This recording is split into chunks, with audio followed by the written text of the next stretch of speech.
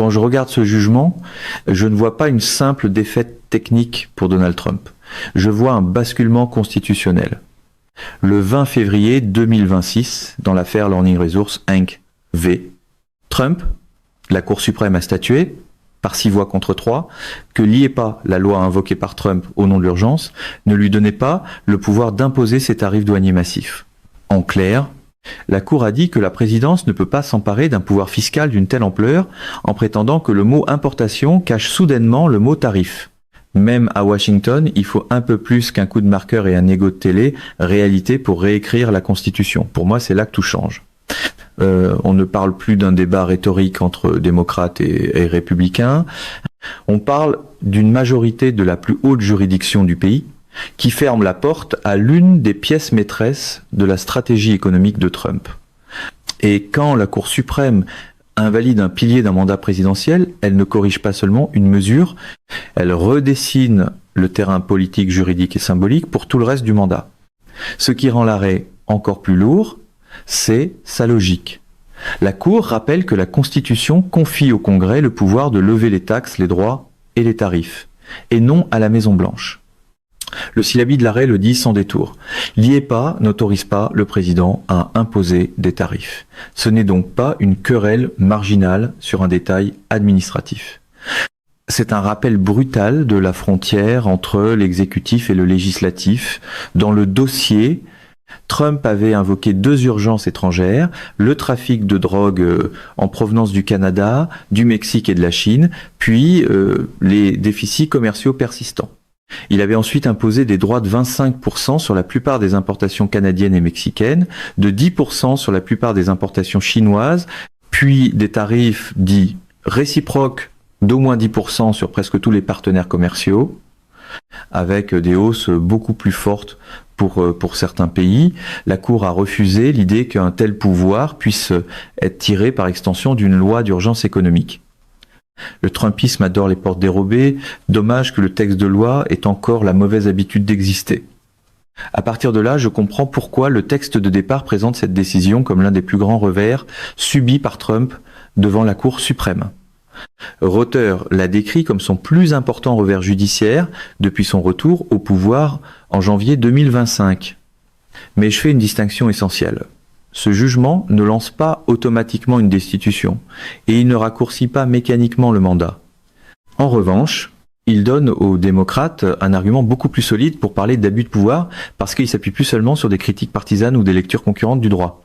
Ils peuvent désormais s'appuyer sur une décision contraignante de la Cour suprême affirmant que la théorie juridique utilisée par Trump pour justifier ses tarifs dépassait ce que la loi permettait. Voilà pourquoi, dans mon analyse, la conversation sur une éventuelle destitution change de ton. Elle ne devient pas certaine. Elle devient plus crédible, plus structurée, plus difficile à balayer d'un revers de main. Quand le génie stable se fait corriger par 6 juges, le mot sorcellerie devient soudain moins convaincant. Pour les républicains, c'est là que le casse-tête commence vraiment. Je pense surtout à ceux qui représentent des régions agricoles, des banlieues sensibles au prix à la consommation ou des territoires dépendants, des importations et des chaînes d'approvisionnement internationales. Pendant des mois, ils ont dû vivre avec une politique tarifaire qui promettait la force, mais qui pouvait aussi frapper leurs électeurs, leurs détaillants, leurs fabricants et leurs donateurs. Le jugement leur donne une forme de couverture politique, ils peuvent respirer sans avoir l'air d'avoir inventé eux-mêmes la critique, mais cette respiration reste discrète. Parce que s'éloigner publiquement de Trump, c'est risquer une primaire interne, alors que le défendre après un tel arrêt, c'est s'exposer devant l'électorat plus large. C'est exactement le genre de piège qui peut miner un parti à moyen terme. Personne ne veut être vu comme traître, mais personne ne veut non plus porter tout le poids d'une politique que la Cour suprême vient de juger illégale. Le mouvement MAGA vend la loyauté comme une vertu. En pratique, ça ressemble souvent à une assurance vie politique avec franchise illimitée. Trump, lui, reste à la Maison-Blanche, mais je le vois désormais avec une boîte à outils plus étroite. Sa marque politique reposait sur une idée simple, je décide seul, j'agis vite, et les institutions suivront après. Or, la Cour vient précisément de lui dire non sur un instrument central. Oui, il a immédiatement cherché une autre route. Reuters rapporte que, après la décision, Il a annoncé un tarif mondial temporaire de 10% en s'appuyant cette fois sur la section 122 du Trade Act de 1974. Mais cette nouvelle voie est elle aussi contestée devant la Court of International Trade et des juges ont déjà remis en question l'idée qu'un déficit commercial ordinaire puisse justifier un tel usage de cette vieille disposition légale. Autrement dit, le Trumpisme n'a pas abandonné la logique du passage en force, il a simplement changé de porte d'entrée. Quand un plan A est jugé illégal, le réflexe n'est pas l'autocritique, c'est de sortir un plan B, jauni de 1974, en prétendant que c'est du leadership. Pour moi, cela affaiblit l'image d'un président maître absolu de l'économie. Il y a ensuite l'argent, et là on quitte complètement l'abstraction. Le texte de départ parlait d'environ 130 milliards de dollars comme symbole politique. Les développements récents montrent que l'enjeu est probablement encore plus lourd. Reuters a rapporté le 14 avril que l'administration prévoit de lancer le 20 avril un système appelé CAP pour rembourser environ 166 milliards de dollars payés par des importateurs américains au titre de tarifs que la Cour suprême a invalidés. D'autres estimations citées par Reuters, en mars, montaient même entre 168 et 182 milliards. Plus de 330 000 importateurs ont payé ces droits sur 53 millions d'envois et plus de 56 000 importateurs s'étaient déjà inscrits pour environ 127 milliards de remboursements au 9 avril.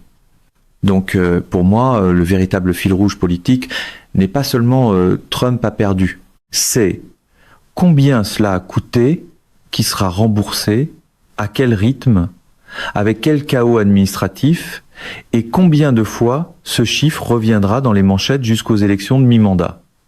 On nous avait vendu l'homme d'affaires du siècle, on se retrouve avec un service après-vente fédéral pour tarifs illégaux. Ce jugement compte aussi parce qu'il dépasse les seuls tarifs. Je fais attention ici à ne pas exagérer. La Cour n'a pas dit que toute invocation future de pouvoir d'urgence par Trump serait automatiquement illégale. Mais elle a rappelé quelque chose de fondamental. On ne transforme pas une loi d'urgence en chèque en blanc pour exercer un pouvoir que le texte ne donne pas. Reuters a résumé la portée de l'arrêt en disant qu'il montre une Cour suprême décidée à surveiller la portée des pouvoirs délégués au président par le Congrès. C'est la raison pour laquelle tant d'analystes voient dans cette décision plus qu'un simple dossier commercial. Elle devient un précédent mental et juridique. Si l'exécutif invoque encore l'urgence pour étendre son autorité sur l'immigration, l'ordre public, les déploiements ou les dépenses, les juges inférieurs auront maintenant sous les yeux une cour qui a déjà dit « Stop, prouvez-nous que le Congrès vous a réellement donné ce pouvoir ». Le slogan « Seul moi peux régler ça » sonne toujours très fort jusqu'au moment où quelqu'un demande le texte de loi. À 2 ans et demi de la fin du mandat, avec l'impossibilité constitutionnelle d'un 3e mandat, la fenêtre politique devient étrange. Trump veut agir vite avant janvier 2029. Les démocrates veulent transformer ce jugement en preuve d'un mode de gouvernement excessif. Les républicains veulent arriver à 2026 sans se couper de leur base ni hériter entièrement du passif juridique de Trump. C'est là que je comprends l'obsession du texte source pour les votes de procédure, les votes sur les remboursements, les votes sur l'encadrement des pouvoirs d'urgence et toutes ces séquences parlementaires qui n'ont l'air de rien jusqu'au moment où elles forcent chaque élu à choisir publiquement son camp.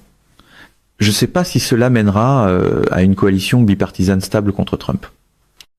Je sais en revanche que chaque vote de ce type peut devenir un test de loyauté ou un test de survie électorale. Et plus le dossier des remboursements avancera, plus le coût concret de cette stratégie reviendra heurter le discours du dealmaker infaillible. Le culte du chef aime les démonstrations de force. Il aime moins les formulaires de remboursement avec intérêt. Je trouve aussi très révélatrice l'idée présente dans le texte d'origine d'un soulagement discret chez certains républicains. Je ne la lis pas comme un fait total déjà mesuré, mais comme une hypothèse politique sérieuse. Si certains élus ont longtemps trouvé ces tarifs nuisibles à leurs économies locales sans oser le dire, la Cour vient de leur offrir un alibi institutionnel. La question n'est donc pas seulement de savoir s'ils étaient d'accord ou non en privé. La vraie question, c'est de savoir si ce soulagement restera souterrain ou s'il se traduira en vote, en prise de position, en nuances, en distance calculée. C'est souvent comme ça qu'une façade de discipline commence à se fissurer, pas par une grande rupture théâtrale, mais par une série de petits gestes, de silences, de refus d'applaudir, de déclarations qui défendent la Cour sans défendre le président. Chez MAGA, la fissure idéologique commence parfois par un haussement de sourcils devant un tableau Excel. Si ce mouvement prend forme, même timidement, il pourrait compter autant que le jugement lui-même dans la préparation des élections de mi-mandat. Alors, qu'est-ce que je surveille maintenant ? D'abord, toute tentative des démocrates de relier ce jugement à de nouveaux efforts de responsabilisation, qu'on parle de commission, d'articles de destitution ou d'offensives parlementaires plus ciblées. Ensuite, les décisions sur les remboursements, parce qu'elles transformeront un débat juridique en réalité comptable, donc en récit politique durable. Puis le sort du tarif mondial de 10% instauré après l'arrêt, puisque le contentieux en cours dira si Trump peut vraiment se reconstituer une arme tarifaire par un autre chemin.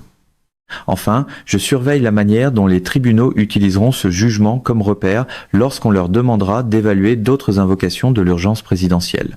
Pour moi, c'est là que se trouve l'enjeu de fond. La Cour suprême n'a pas renversé Trump, mais elle a retiré à son récit de toute puissance une part décisive de sa crédibilité.